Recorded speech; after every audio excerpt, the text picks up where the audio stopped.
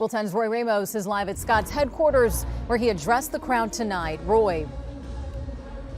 Senator Scott took the stage just a little after 8:30. He only spoke for about 5 minutes. He thanked God, he thanked his supporters, and he shouted, "We won and they lost."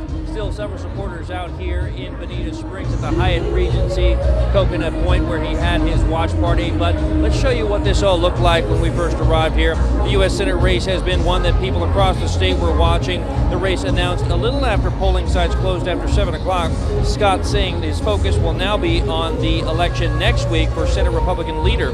He hopes to succeed Senator Mitch McConnell, who is stepping down as GOP leader. As he spoke to a few hundred supporters, he said there was no room for socialism. Throughout the campaign, he's called his opponent, Debbie Mucarsel-Powell, a liar and a socialist, even running attack ads on her and never choosing to debate her. Those decisions seem to work in his favor as he was victorious tonight and will now be re-elected to another 6 years as a U.S. Senator. Take a listen to what he said to supporters just a few moments ago. This is a team win. We won, they lost.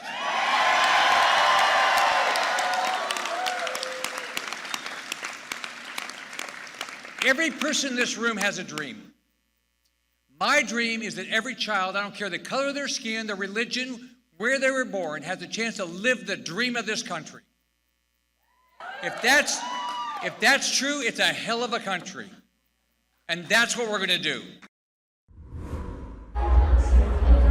And Scott spent more than $24 million of his own money to fund his campaign when, in comparison to what he spent in 2018, that's really not a lot of money.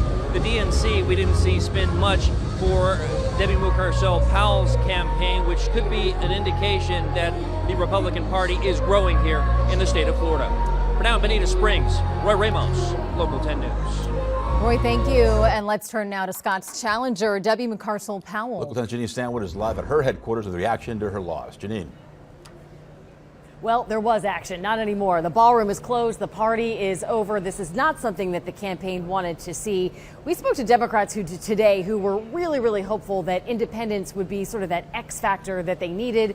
They were hopeful that some of the items on the ballot, some of the amendments, would galvanize voters to the polls. But in the end, Debbie Mucarsel-Powell could not pull out a win. She could not overcome Rick Scott's support and his name recognition. I want to show you video from about 8:30 tonight. She came out on stage flanked by her family. She thanked them. She thanked supporters as well as some of the young people who have come out to the polls. She also talked a little bit about how misinformation and the fact that she thinks that some Floridians were not as engaged this time around.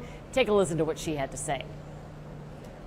I met so many students and people all across the state that didn't know that we had down ballot races, that didn't know enough about the amendments, that didn't know about the Senate race and what that means for them. We need to do a better job of giving information to voters so that they can make the right decisions. We asked Debbie Mucarsel-Powell what is next for her. She said that she would keep fighting for Floridians, but in the meantime, she may be inclined to take a Disney vacation. We're in Miami. I'm Janine Stanwood, Local 10 News. Okay.